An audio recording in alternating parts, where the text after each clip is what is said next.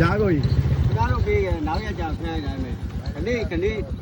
တစ်ပတ်ဖမ်းတယ်နှစ်ပတ်ပဲ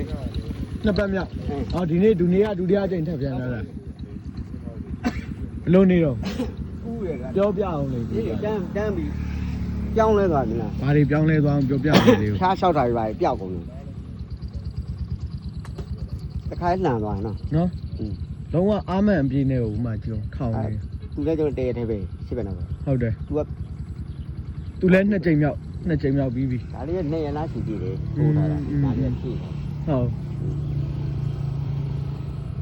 တခါပြောင်းတယ်နော် နော်ရှယ်ပဲ